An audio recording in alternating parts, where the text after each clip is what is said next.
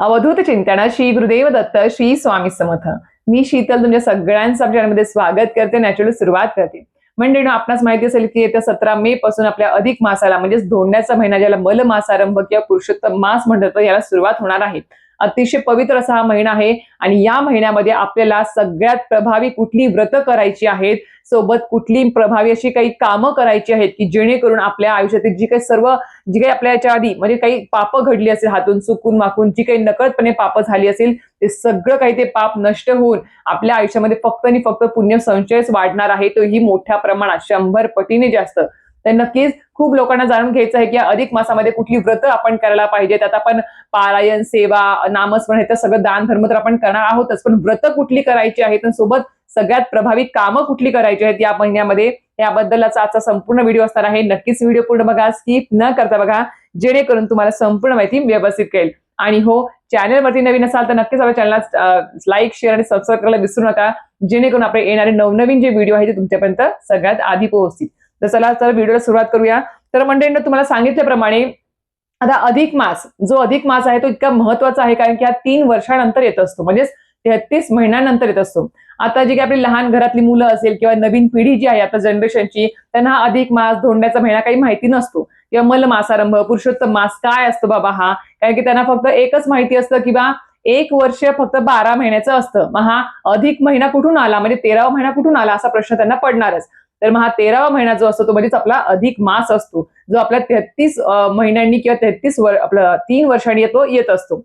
आता अधिक मासाला खूप जणांनी त्याला अशुद्ध मानलेलं आहे. खूप जणांनी की या महिन्यामध्ये म्हणजे अधिक मासामध्ये शुभ कार्य करायचे नाही, लग्न कार्य करायचे नाही, मुंज वगैरे असेल ते करायचं नाही, कुठल्या प्रकारची म्हणजे वास्तुशांती असेल, गृहप्रवेश असेल ते करायचं नाही, नवीन वस्तूंची खरेदी असेल किंवा नवीन वस्तूची खरेदी म्हणजेच मोठमोठ्या ज्या गोष्टी आहेत त्या व्यवसायाची सुरुवात असेल, ती या महिन्यात करायची नाही असं सांगितलं गेलेलं आहे. पण बघायला गेलं तर हा जो महिना आहे अधिक मास किंवा अधिक महिना जो आहे तो पुण्य संचय करण्यासाठी खूप महत्वाचा आहे.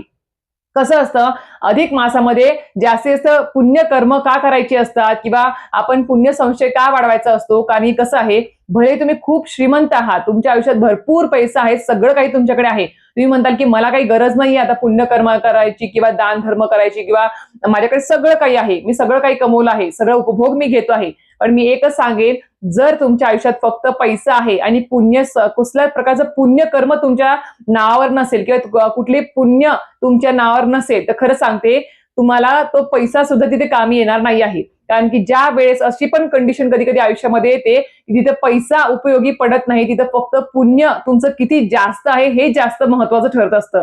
त्यामुळे पैसा हा एक गौण गोष्ट आहे, ती आज आहे उद्या नाही आहे. त्यामुळे पैशाने प्रत्येक गोष्ट विकत घेता येत नाही. त्यामुळे आपल्या आयुष्यामध्ये आपल्याला पुण्य जास्त कमवायचं आहे, चांगले काम, चांगली कर्म आपल्याला करायची आहे की जेणेकरून आपल्या येणाऱ्या भविष्य काळामध्ये नंतरच्या किंवा आपल्या मृत्यूनंतर सुद्धा ते पुण्य आपल्या कामी येईल, अशा प्रकारची कामही आपल्याला अधिक मासात करायची असतात.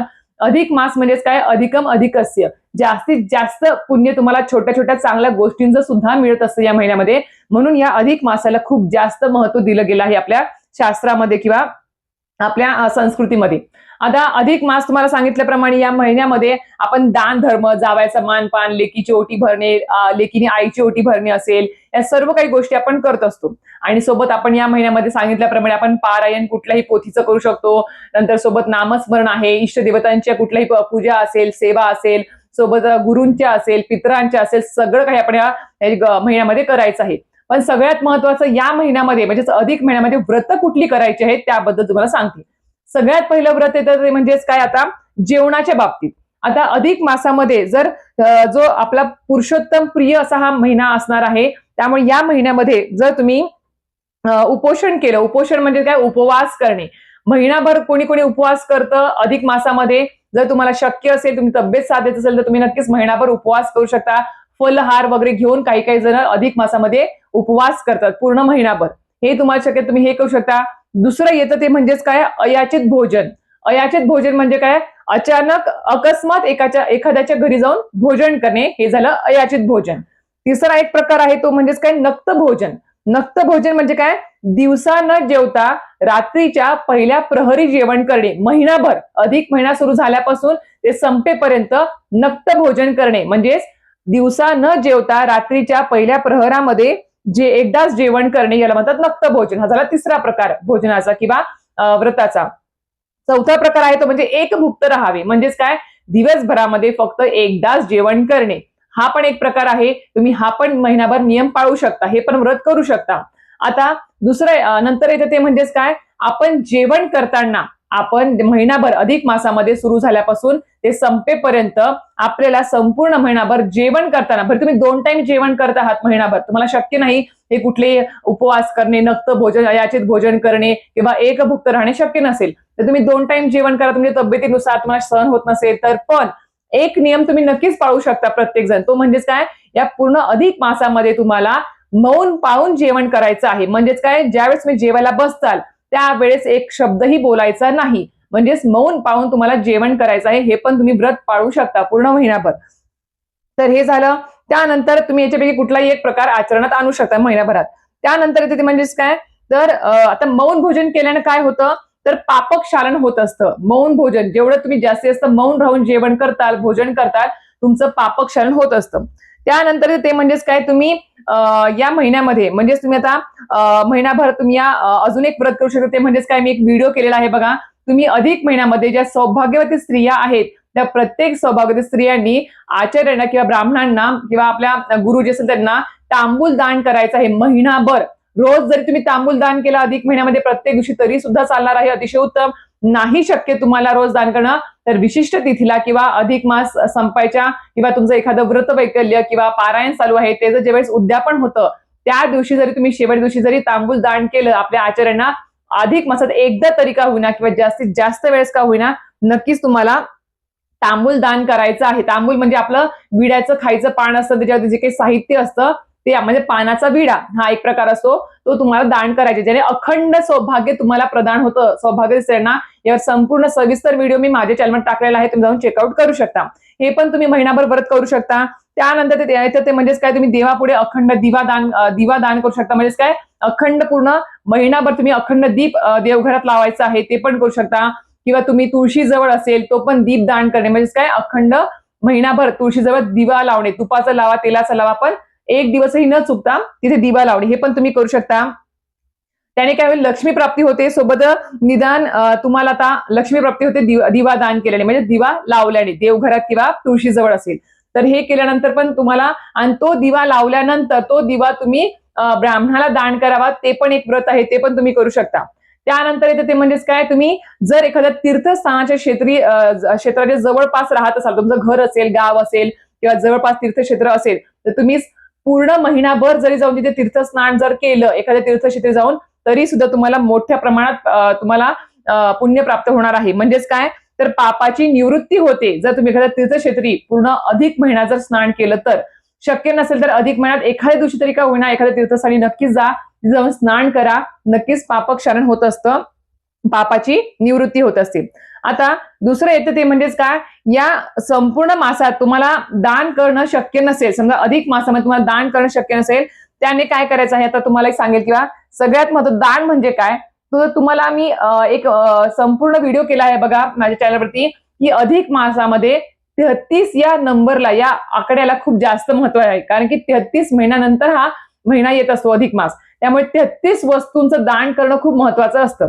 आता एखाद्या व्यक्तीला 33 यथाशक्ती त्याच्या कुवतीप्रमाणे 33 वस्तू पण दान करू शकतो, पण नसेल शक्य तर तुम्ही तुमच्या यथाशक्ती तुमच्या सामर्थ्यानुसार तुम्ही तुमच्या कुवतीनुसार 33 अनारसे तुम्ही दान करू शकता, सोबत 33 बत्ताशे दान करू शकता, सोबत 33 वस्तू कुठल्या कुठल्या आपल्याला दान करायच्या आहेत त्यामध्ये ज्या शक्य तुम्ही दान करू शकता. यावरती पण मी संपूर्ण लिस्ट माझ्या चॅनलवरती टाकलेली आहे, तुम्ही जाऊन चेकआउट करू शकता. तो पण सविस्तर व्हिडिओ टाकलेला आहे. 33 वस्तूंमध्ये पैकी तुम्हाला कुठली एखादी वस्तू घ्या किंवा 4-5 वस्तू घ्या जे तुमच्या आवाक्यात आहेत, त्या पण तुम्ही दान करू शकता. पण दान करताना अशा व्यक्तीला दान करायचं आहे की ती व्यक्ती खूप गरजवंत असेल, त्या व्यक्तीला त्या गोष्टीची नड असेल, गरज असेल, अशा व्यक्तीला त्या वस्तू दान करायच्या आहेत, जेणेकरून तुम्ही ज्या वस्तूंचं दान करताल ते दान केल्यावर तुम्हाला पण आनंद मिळेल आणि त्या व्यक्तीला सुद्धा ते दान भेटल्यावर आनंद होईल. अशा व्यक्तींनाच दान करायचं आहे. नाहीतर ज्याच्याकडे ऑलरेडी सगळं काही आहे अशा व्यक्तीला दान करू नका, त्यांना त्या दानाचं काहीच महत्व राहणार नाही आणि तुम्हाला सुद्धा त्याचं पुण्य तेवढं प्राप्त होणार नाही. आता अधिक मासातल्या समजा तुम्हाला संपूर्ण महिनाभर जर तुम्हाला शक्य असेल तर तुम्ही 33 अनारसे, 33 बत्तासे किंवा काही ज्या 33 वस्तू आहेत त्यापैकी कुठली वस्तू रोज दान करू शकता संपूर्ण अधिक महिना. शक्य नसेल तर कुठल्या कुठल्या तिथीला दान करावं ते पण तुम्हाला सांगते. तर संपूर्ण मासात तुम्हाला दान करणं शक्य नसेल रोज, तर त्यांनी शुक्ल आणि कृष्ण द्वादशी, पौर्णिमा, कृष्ण अष्टमी, नवमी, चतुर्दशी, अमावस्या या तिथींना व्यतिपात व्यधृती या योगावर विशेष दान धर्म करावा. ज्यांना असं वाटतं ना की अरे अधिक महिन्यातले काही दिवस आता रोज तर शक्य नाही, मग कुठल्या दिवशी करावं जो खूप शुभ दिवस असेल ते तुम्हाला मी तिथी सांगितलेलं आहे. परत सांगते, शुक्ल आणि कृष्ण द्वादशी, पौर्णिमा तिथी, कृष्ण अष्टमी, नवमी, चतुर्दशी, अमावस्या या तिथींना किंवा व्यतिपात व्यधृती या योगावर विशेष दान धर्म करावा असे शास्त्रात सांगितलेले आहे. अधिक मासातल्या ह्या तिथी आल्या तर त्या दिवशी तुम्ही नक्कीच दान करू शकता कुठल्याही वस्तूंचं ज्या उपयोगी आहेत गरजवंतांना. आता या मासामध्ये अजून एक तुम्ही व्रत करू शकता ते म्हणजेच काय, या मासात म्हणजे अधिक मासात प्रतिदिन रोज श्री पुरुषोत्तम कृष्णाची पूजा किंवा आपल्या देवघरामध्ये कृष्णाची बाळकृष्णाची छोटीशी मूर्ती असेल किंवा विष्णूंची मूर्ती असेल तर नक्कीच त्यांच्यावर तुम्ही अभिषेक पूर्ण महिनाभर करा, त्यांचं नामजप करा, ओम नमो भगवते वासुदेवाय, तरी सुद्धा चालणार आहे. अखंड संधानात राहण्याचा प्रयत्न करावा, म्हणजे जास्तीत जास्त विष्णूंचं नामस्मरण, अभिषेक असेल, एखादे पोथी वाचन असेल, स्तोत्र मंत्र पठण करणे असेल, ते जास्तीत जास्त तुम्ही या महिन्यात करू शकता. आता तुम्हाला सांगितल्याप्रमाणे तुम्ही या अधिक मासामध्ये तीर्थयात्रा सुद्धा करू शकता, नंतर देव दर्शन सुद्धा करू शकता. मला काल एका दादाने विचारलं की ताई देव दर्शन करू शकतो का आपण या महिन्यामध्ये, कुळाचार करू शकतो का कुलदेवीचा कुलदेवतांचा, तर हो करू शकता तुम्ही, ते पण आहे. त्यानंतर तुम्हाला सांगितल्याप्रमाणे गोपूजन करावे. जर तुमच्या आता तुम्ही गावाकडचे तर तुम्हाला गाय वगैरे रोज भेटत असेल, अंगणामध्ये वगैरे येत असेल, तुमच्या दारात येत असेल तर रोज गाय जर दिसली तर रोज गायीचं पूजन करावं. हळद कुंकू, तिला एखादा गुळाचा तुकडा तिला खाऊ घालावा, चपाती पोळी जे काही असेल आपल्या घरात ते खाऊ घालावं, नक्कीच करावं. किंवा त्याला चारा तरी खाऊ घालावा पूर्ण महिनाभर जरी शक्य नसेल तर अधिक मासात जेव्हा केव्हा तुम्हाला गाय दिसेल तेव्हा तेव्हा तुम्ही तिला नक्कीच या गोष्टींचं आपल्याला म्हणजेच गोपूजन, आपल्याला गायींचं पूजन नक्कीच करायचं आहे आपल्याला. तर अशा प्रकारे तुम्हाला या गोष्टी कळाल्या असेल की आपल्याला काय काय करायचं आहे. आता सगळ्यात महत्वाचं इथे ते म्हणजे आता जे तुम्हाला सांगितलं की या महिन्यामध्ये म्हणजे अधिक मासामध्ये कुठली कामं करायची आहेत जी आपल्याला अतिशय प्रभावी आहेत. तर आता मी सुरुवातीला सांगितली व्रत होती तुम्हाला, ती व्रत तुम्ही करू शकता. अजून एक मी सांगेल, अजून एक व्रत आहे ते म्हणजेच काय, ते खूप प्रभावी आहे बघा. तुम्ही या महिन्यामध्ये सांगितल्याप्रमाणे तुमचा आवडता एखादा खाद्यपदार्थ जर असेल, तुम्हाला समजा एखादी गोड पदार्थ कुठला असेल, तिखट पदार्थ असेल किंवा खूप जास्त एखादा पदार्थ आवडतो, तो पदार्थाचा सुद्धा तुम्ही त्याग करायचा या महिनाभरात. म्हणजे 17 मे या तारखेपासून ते महिना संपेपर्यंत तुम्हाला तो आवडता जो काही पदार्थ आहे तो खायचाच नाहीये पूर्ण महिनाभर. आणि शेवटच्या दिवशी, अधिक महिन्याच्या शेवटच्या दिवशी तुम्हाला तो जो पदार्थ आहे तो तुम्हाला काय करायचं, सत्पात्र ब्राह्मणाला म्हणजे ब्राह्मणाला तो पदार्थ आधी दान करायचा आणि त्यानंतर तुम्ही अधिक महिना संपल्यानंतर तुम्ही तो पदार्थ खायला सुरुवात करू शकता. हे पण खूप महत्वाचं आहे. म्हणजेच काय, अधिक मासामध्ये त्यागाला, दान धर्माला खूप जास्त महत्व आहे. जेवढं जास्तीत तुम्ही त्याग करताल, दान धर्म करताल, तेवढंच तुमच्या मुलाबाळांसाठी, कुटुंबासाठी, तुमच्यासाठी खूप महत्वाचं असणार आहे.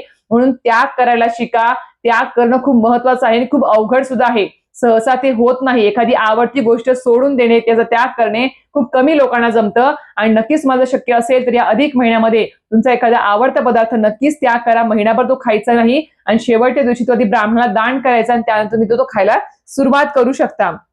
तर हे पण तुम्ही हे पण एक व्रत तुम्ही करू शकता या महिन्यामध्ये. तर अशा प्रकारे तुम्ही सांगितल्याप्रमाणे सर्व काही व्रत सांगितले ती करू शकता. आता कामे कुठली करायची आहेत या महिन्यामध्ये ते तुम्हाला थोडक्यात सांगते. तर नित्य व नैमित्तिक कर्मे तुम्ही या महिन्यामध्ये करू शकता. नंतर ह्याच्यामध्ये जे केल्या वाचून गती नाही अशी कर्मे करावी. जे केल्या वाचून गती नाही म्हणजे ती करावीच लागतात अशी कामे तुम्ही या महिन्यात करू शकता. नंतर आहे ज्वर शांती, पर्जन्य ज्येष्ठी इत्यादी नेहमीची काम्य कर्मे करावी. देवाची पुनःप्रतिष्ठा करता येते. एखाद्या देवाची मूर्ती तुम्हाला स्थापना करायची आहे, जुनी मूर्ती किंवा फोटो यंत्र खराब झाले आहेत, टाक खराब झाले आहेत, ते तुम्हाला नवीन बसवायचे असेल देवघरात, स्थापना करते तुम्ही करू शकता या महिन्यामध्ये चालतं. ग्रहण श्राद्ध, नामकर्म म्हणजेच नाम जप, जातकर्म, अन्नप्राशन हे संस्कार करावे या महिन्यामध्ये चालतात. नंतर आहे मनवादी व युगादी संबंधी श्राद्धादी कृत्य करावी. म्हणजेच तुमचे तीर्थ म्हणजे तुमचे गेलेले जे काही पितर आहेत त्यांचं काही श्राद्ध कर्म जर असेल या महिन्यामध्ये अधिक मासामध्ये गेले असतील समजा, तर ते तुम्ही करू शकतात बरं का, चुकवू नका, ते पण तुम्ही करू शकता या महिन्यामध्ये. त्यानंतर येतं ते म्हणजे तीर्थश्राद्ध, दर्शश्राद्ध, नित्यश्राद्ध हे सुद्धा तुम्ही या महिन्यामध्ये करू शकता. नंतर तुम्हाला सांगितल्याप्रमाणे बाकीच्या अशा काही गोष्टी आहेत, जे शुभ कार्य आहेत, ज्या शुभ गोष्टी आहेत त्या फक्त या महिन्यामध्ये करायच्या नाही आहेत आपल्याला.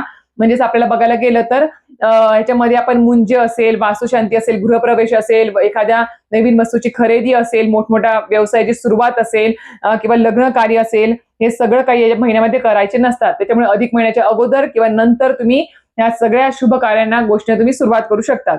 तर जी जी महत्वाची व्रत आहेत ती मी तुम्हाला या महिन्यात सांगितलेली आहेत. तर नक्कीच मला असं तरी वाटतं किंवा तुम्हाला ती कळाली असेल तरी सुद्धा अजून काही प्रश्न असतील तर नक्कीच कमेंट बॉक्समध्ये विचारा. 100% मी त्याचा उत्तर द्यायचा प्रयत्न करेल. आणि ही जी व्रत सांगितलेली आहेत ती व्रत मनापासून करा, श्रद्धेने करा. खरंच सांगते, प्रत्येक ठिकाणी पैसा कामी येत नाही, प्रत्येक ठिकाणी आपली श्रीमंती कामी येत नाही. प्रत्येक ठिकाणी एखाद्या अशी वेळ येते की त्यावेळेस फक्त आपलं पुण्य किती आपल्या जवळ आहे, तू किती पुण्य कर्म केलंस तुझ्या आयुष्यामध्ये, किती दान धर्म केलास, किती गोष्टीचा त्याग केलास, हा प्रश्न आपल्याला विचारला जातो आधी. आणि तेच पुण्यकर्म त्या म्हणजे आपल्या काही कठीण प्रसंगामध्ये कामी येत असतं. तुमचा पैसा सुद्धा तिथे किती पण ओतला तरी तो कामी येत नाही. म्हणून सांगते, श्रीमंतीचा गर्व न करता आणि मीपणाचा, अहंकारपणाचा गर्व न करता फक्त मनापासून श्रद्धेने दान करा. आणि त्या दानाचं गुप्त दान असावं, बोभाटा करू नये ते दानाचा, किंवा कुठल्याही व्रताचा बोभाटा जास्त करायचा नाही आहे. फक्त शांतपणे मन पवित्र ठेवून श्रद्धेने ते आपलं व्रत करायचं आहे, दान धर्म करायचा आहे या महिन्यामध्ये, जेणेकरून अधिक असे पुण्य तुमच्या पदरी पडेल. तर अशा प्रकारे व्हिडिओ तेच थांबवते. व्हिडिओ आवडला असेल तर नक्कीच व्हिडिओ लाईक, शेअर, सबस्क्राईब करायला विसरू नका. श्री स्वामी समर्थ.